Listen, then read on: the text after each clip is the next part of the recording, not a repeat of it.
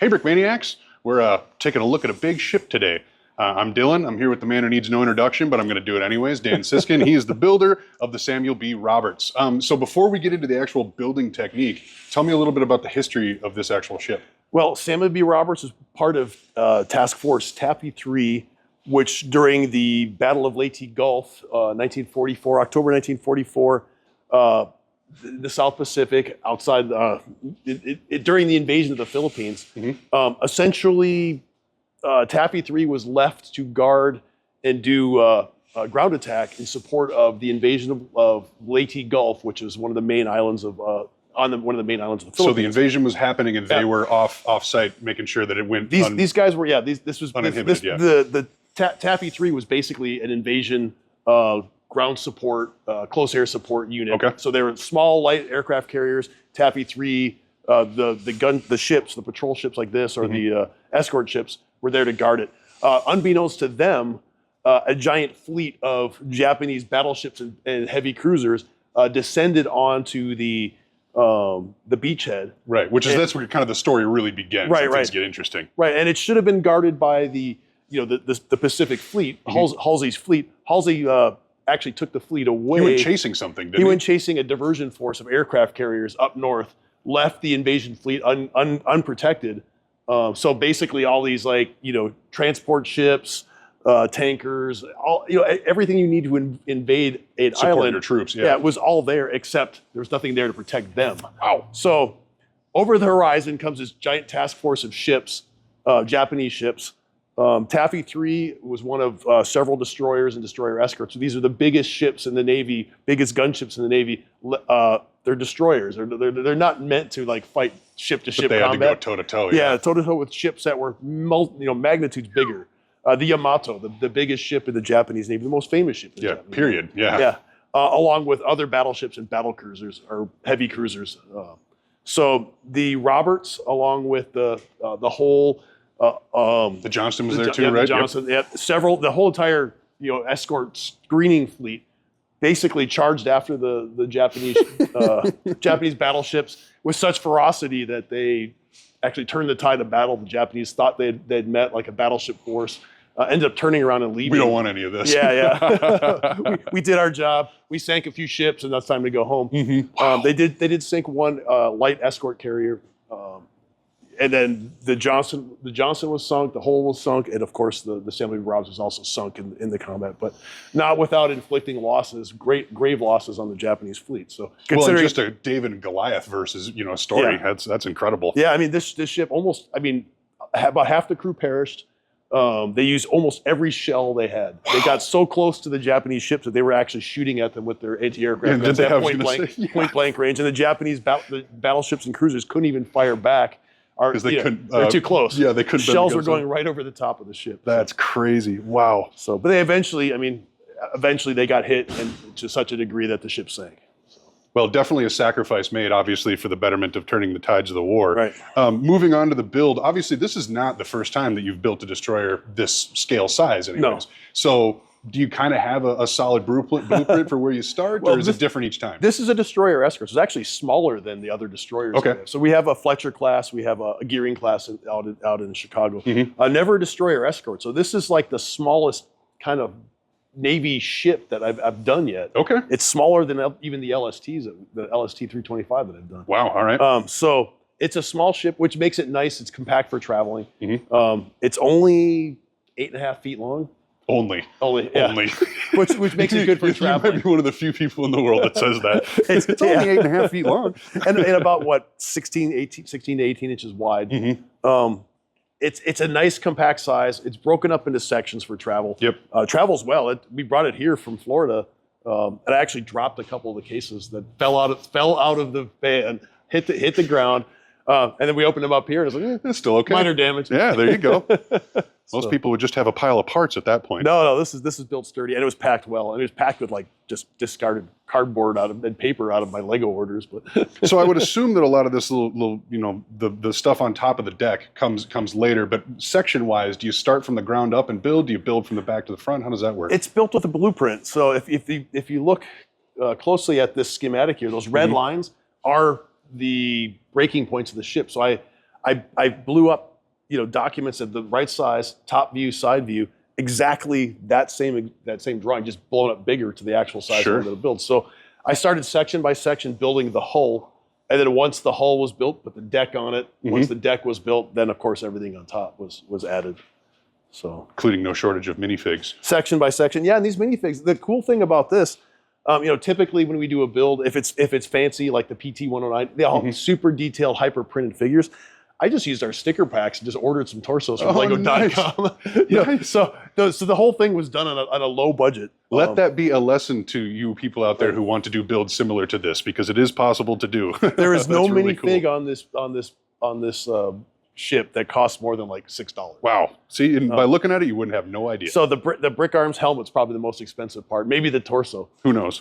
So yeah, Still really cool. I think I paid $1.25 for the torsos on Lego.com. And then you put the stickers from the K-Pop life jacket stickers over it. When you get all that detail in the artwork, and obviously you don't have to worry about the printing costs and whatnot too. So that's really cool. Yeah, there's some fancy things in here. Did some upgrading. The lights, obviously, that's a brick stuff. They add a ton. Right, and I kind of went all out. I was like, I didn't want all the guns to be firing in sync, so there's several different light boards in here. It has to connect. This thing travels, so it all snaps together. You have power at one end powering the entire ship. It takes no time at all to set this thing up. Just trial and error getting these connectors to work right, and under any circumstances. Like you go to a show, the tables are always warped. Right. Yeah. Whatever you get, what you get. And sections come to your advantage if you can do a little adjusting. And it's sitting on two plastic tables, so you can see there's a couple of gaps in here. That's just the table. I can't do anything about it. Yeah, it still doesn't distract much from the grand overall visual. Let's walk through some of the stations. So tell me a little bit about what's going on up top here. If this were to be real life. Bow go to ahead. Stern. Okay. Start at the bow. So bow to stern. Bow, of course, you have the anchor chains and all the winches and everything else that is involved with dropping the anchors and hoisting the anchors. The ship has two 5-inch main guns. These are 5-inch 38 caliber, dual purpose. So dual purpose meaning they can shoot at targets on the land, in the sea, or in the air.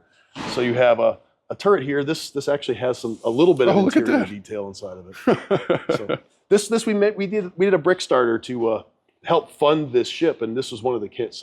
So that's right. Yeah. So ship has two turrets. This being the biggest of the brick starter plank owner sponsorship.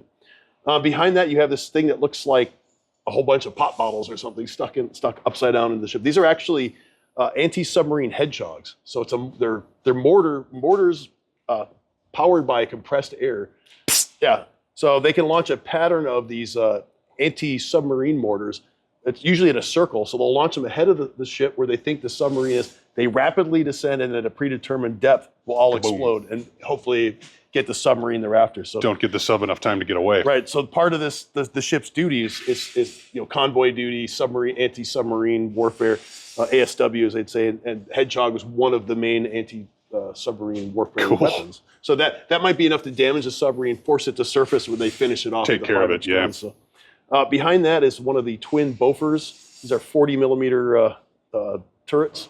It's gigantic machine gun shooting off bullets, exploding bullets about 1.5 inches in diameter. So, it is, one of the most iconic. You see them like fires as fast as they can load the ammunition. Like that's Does the barrels alternate? I suppose. Yeah. Of course, it's like even Star Wars they copy it completely.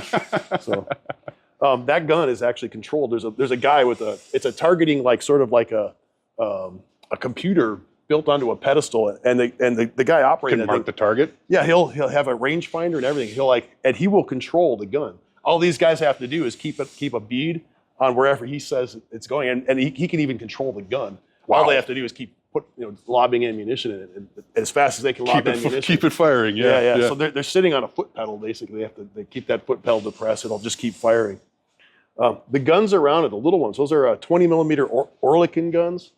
Again, both this and with the Bofors, they were part of that brick starter. So you could have gotten on board and gotten one of these for your desktop. Which shout out to everybody who did. That's awesome. Oh, it's fabulous. This is what your brick starter dollars paid for. It makes it possible. Again, these are set up with the brick stuff, machine gun effect. So shout out to Rob. Yeah, definitely. This is I was excited to actually do this, and I was like a kid in a candy store, like, I've got a budget to do this with, so I did buy quite a bit of stuff, and there was a lot of stuff left over I never even got to use. Well, it adds a ton of motion, so to speak. Up on the top here, this ship class is kind of unique in that it actually has an open bridge, so they can, this is the pilot house in here, where they're actually steering the ship from. But they have this open bridge up on top where they could get 360 views of all what's going on around them. So imagine the thick of battle, you're just standing up on the roof like barking orders. Yeah, are we doing okay? Yeah.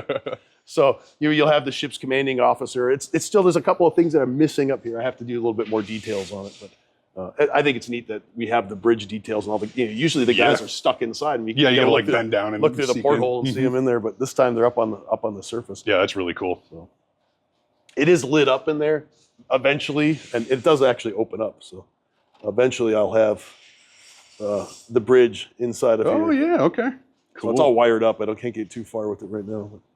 But that's a future goal. It's like I said, it's like 95 to 98% done.